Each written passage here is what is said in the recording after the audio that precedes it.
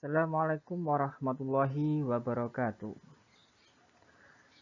Alhamdulillah, anak-anak, pada kesempatan kali ini kita kembali belajar tema 8 tentang Praja Muda Karana, subtema ketiga dan subtema keempat.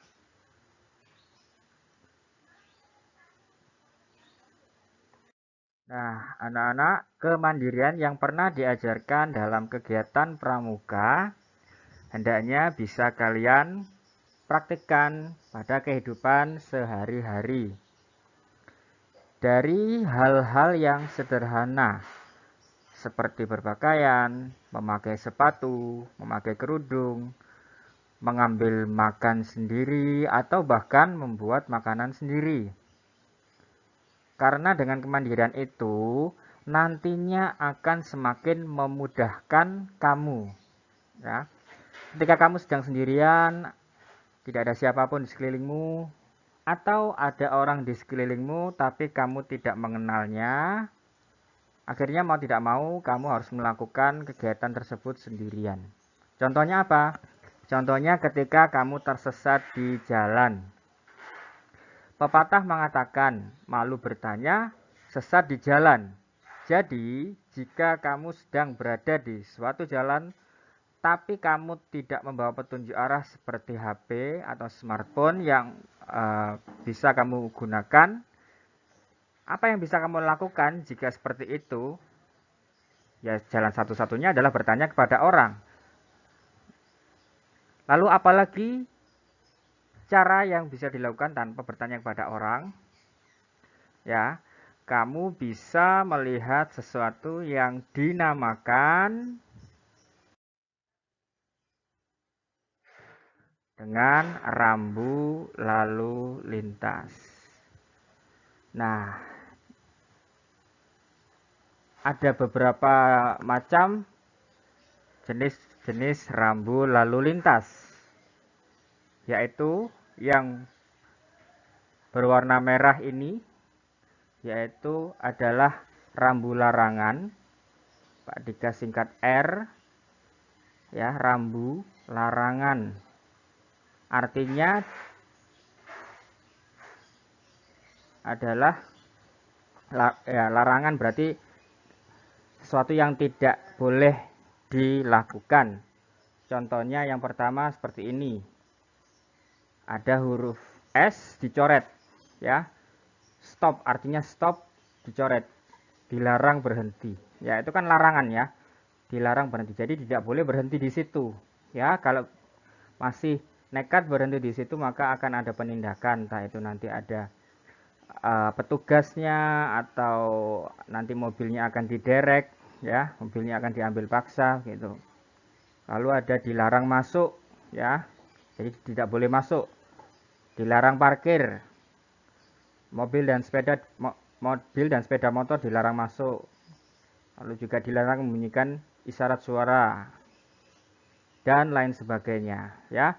Itu adalah rambu larangan. Jadi tidak boleh dilakukan. Kalau sudah ada rambu seperti itu, berarti jangan dilakukan karena itu adalah rambu larangan. Yang kedua adalah rambu perintah yang berwarna biru, disingkat R ya.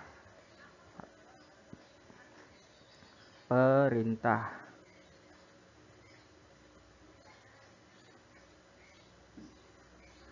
Karena ini bersifat perintah, maka diisyaratkan ya. Contohnya gambar seperti ini ya. Nah, ini adalah isyarat untuk putar balik. Lalu juga ini parkir ya, tempat parkir. Ini juga putar balik ke kanan. Yang satunya putar balik ke kiri. Ini ada tanda orang menyeberang ya, dan lain sebagainya. Jadi yang berwarna biru adalah perintah.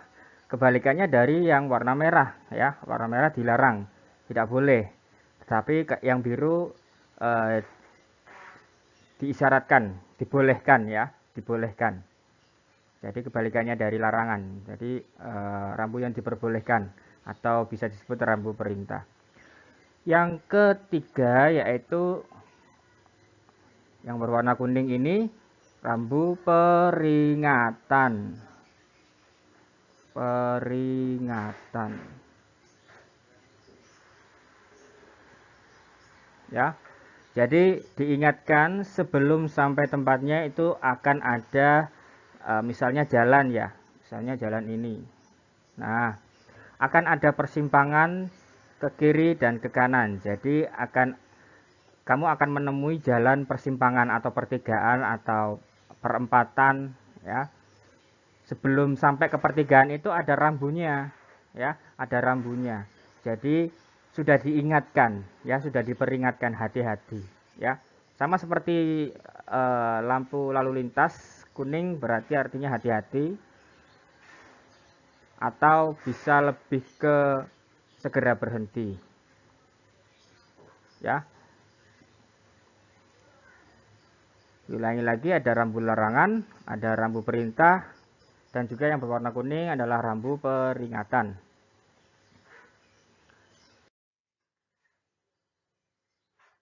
Nah, yang ini adalah rambu petunjuk ya, atau rambu petunjuk arah.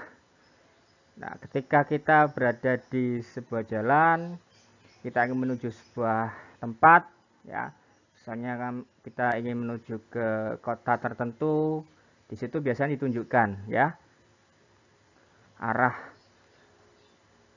ke kota yang akan dituju. Biasanya kota-kota besar ya, di kota-kota besar itu ditunjukkan misalnya ke Jakarta, ke arah Bandung, Surabaya, Malang dan lain-lain ya. Jadi biasanya diarahkan ke kota-kota besar. Lalu juga kadang ditulis jarak seperti ini.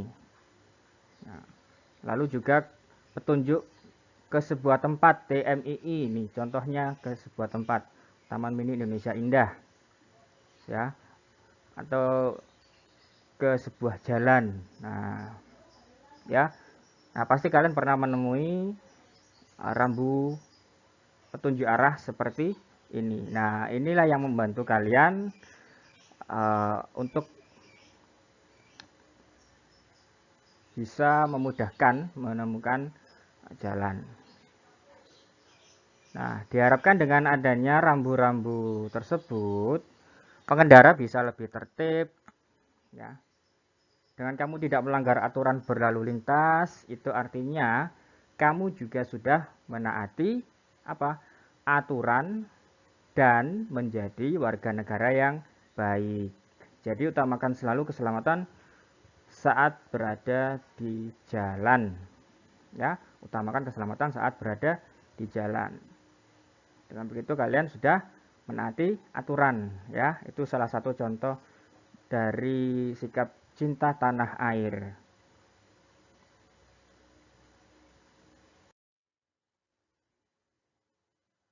Saat hendak menyalakan api unggun, Dion, ketua Barung, bertanya kepada para anggotanya. Ia menanyakan minuman apa yang bisa dibuat untuk menghangatkan badan saat malam nanti. Lalu para anggota menjawab jahe, teh, jeruk, atau wedang uwu. Lalu Dion melakukan voting dan mengambil suara terbanyak. Dan hasilnya dibuat menjadi seperti ini. Ya. Setelah di voting, hasilnya dibuat seperti ini. Ya. Nah, grafik ini disebut dengan diagram batang. Ya, diagram batang karena bentuknya seperti batang. Bisa kalian lihat di sini ada jenis minuman yang tadi sudah disebutkan oleh anggotanya Dion. Ada jeruk, ada teh, ada jahe, dan uwu. Nah, mengapa bisa berbeda? Nah, itu tergantung dari pemilihnya. Namanya voting kan pemilihan ya, pemilihan pengambilan suara. Misalnya kita lihat jeruk ya, jeruk. Di sini ada angkanya ya, di sini ada angka, di sini ada angka. Kita lihat jeruk itu berada di angka berapa, tepat di garis angka berapa? Angka 4 ya, bisa dilihat ya, angka 4. Berarti yang memilih jeruk ada 4 siswa. Yang memilih jeruk ada 4 siswa. Maka dari itu batangnya tingginya berada tepat di samping angka 4 ya, lurus karena jumlahnya ada 4 siswa. Sekarang kita ke minuman yang kedua yaitu teh. Kamu lihat berapa jumlah siswa yang memilih teh. Nah, di situ tidak ada garisnya ya. Ingat itu bukan 6. Ya, itu sudah melebihi 6 ya. Ini sudah melebihi 6. Kalau 6 harusnya ada di sini ya, di garis ini. Tapi nyatanya itu melebihi 6. Tapi tidak sampai 8. Melebihi 6 tapi tidak sampai 8. Berarti tengah-tengahnya antara 6 dan 8. Angka yang berada di antara 6 dan 8 adalah angka 7. Ya, 7.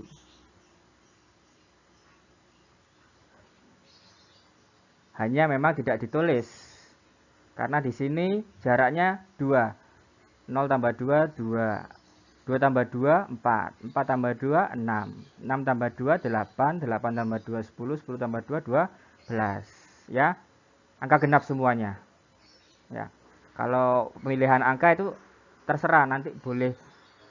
Saya pengennya kalau 55 boleh Pak, 5, 10, 15, 20. Silahkan ya, boleh. Boleh. Tapi jangan lupa juga sekiranya itu bisa memudahkan pembacanya. Jangan terlalu susah untuk ditebak ya, itu angka berapa yang ditunjukkan pada diagram tersebut. Oke, kembali ke diagramnya. Jeruk ada 4 siswa yang memilih. Teh ada 7 siswa. Nah, bisa kalian lihat jahe. Jahe ternyata paling tinggi ya. Wedang jahe pemilihnya paling tinggi ya, bisa dilihat. Ada berapa siswa yang memilih jahe? 10 siswa. Ada 10 siswa yang memilih jahe ya. Jadi jahe menjadi minuman yang dipilih paling banyak untuk dibuat saat perkemahan. Lalu sedangkan yang minuman terakhir ya, yaitu wedang uwu, ada berapa itu kira-kira? Lebih dari 0 tapi kurang dari 2 ya, tidak sampai 2. Berapakah? Ya, jumlahnya adalah 1 siswa. Ya. Wedang uwu pemilihnya ada 1 siswa. Kita tulis ya, jahe ada 10, teh ada 7, jeruk ada 4.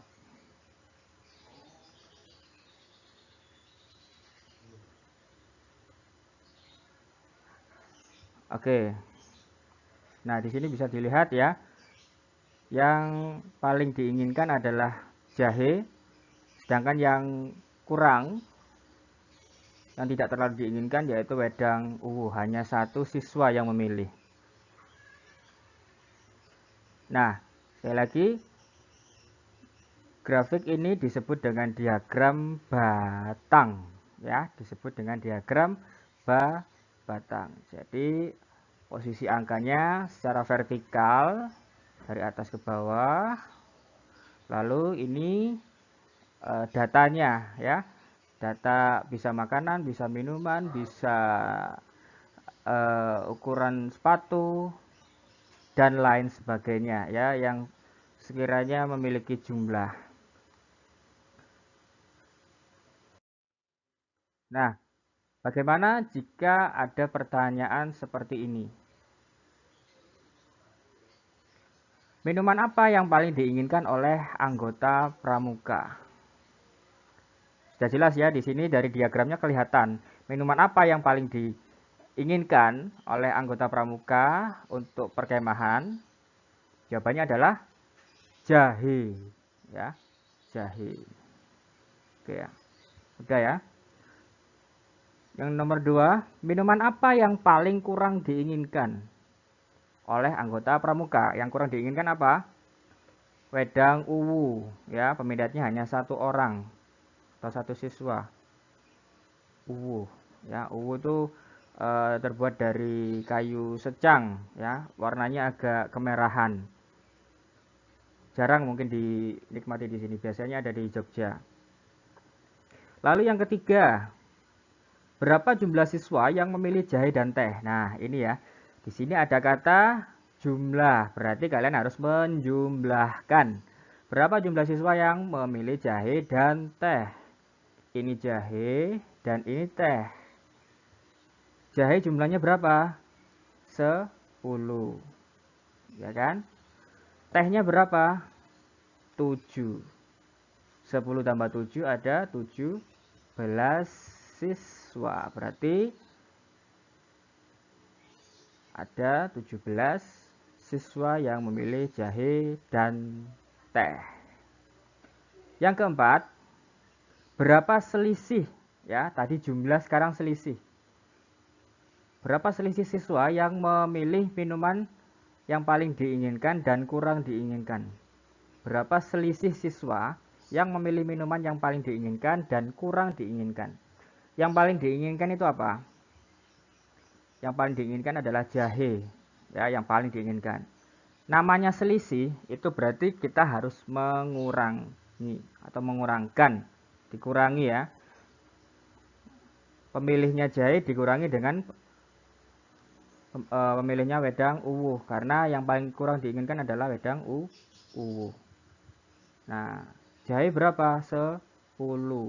Uwu berapa? 1 kurangi 1. 10 kurangi 1 hasilnya adalah 9. Berarti jawabannya selisihnya adalah 9 siswa. Oke ya, ingat-ingat, jika jumlah berarti dijumlahkan, kalau selisih dikurangkan. Nah, tapi hati-hati, kalian perhatikan mana yang harus dikurangkan. Ya, cermati betul nanti ketika misalnya akan muncul soal seperti ini. Oke, lanjut. Lambang gerakan pramuka itu adalah tunas kelapa. Mengapa? Karena pohon kelapa adalah tanaman 1000 manfaat. Ia memiliki berbagai manfaat mulai dari akar hingga daun, ya. Nah, salah satu yang bisa dimanfaatkan adalah buahnya. Ternyata buah kelapa bisa digunakan sebagai properti tarian. Seperti apa? Simak baik-baik.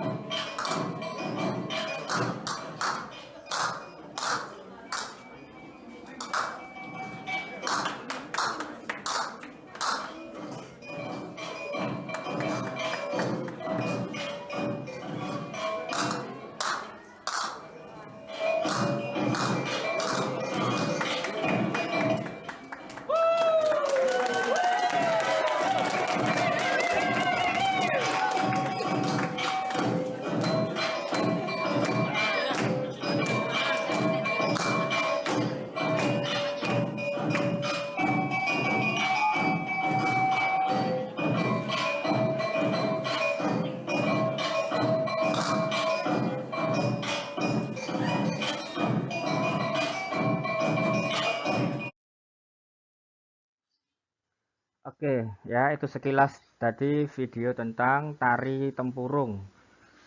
Ya,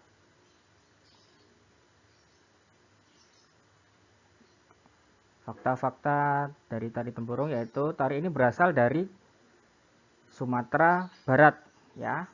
Sumatera Barat itu terkenal dengan tari piring, ya. Selain ada tari tempurung juga terkenal dengan tari piring. Lalu propertinya menggunakan tempurung kelapa. Tadi ya, tempurungnya dipukul-pukulkan, ya, menghasilkan bunyi. Nah, satu penari membawa dua tempurung kelapa. Tadi bisa kita lihat ada berapa jumlah penarinya? Ada berapa penari tadi? Ada 6, ya. Berarti ada 12 tempurung kelapa yang disiapkan. Ya, jadi satu buah kelapa terus dibelah menjadi dua. Nah, itu yang dipegang oleh satu orang penari. Nah, tari ini digunakan untuk hiburan, ya, ketika ada kegiatan misalnya perkawinan atau pesta, lalu juga menarik wisatawan dan juga tentunya melestarikan kebudayaan. Nah, itu dia ternyata manfaat dari buah kelapa sangat banyak, ya, sangat besar sekali manfaatnya. Salah satunya ya buahnya itu bisa dimanfaatkan untuk tari tempurung. Oke. Nah, itu tadi kita sudah belajar banyak hal anak-anak, yaitu tentang kemandirian, lalu juga tentang rambu lalu lintas, lalu kita juga sudah mengenal diagram batang dan juga tentang tari tempurung. Ya, jika ada yang ingin tanyakan nanti bisa ditulis di kolom komentar. Ya, terima kasih, semoga bermanfaat. Pak Dika akhiri, wassalamualaikum warahmatullahi wabarakatuh.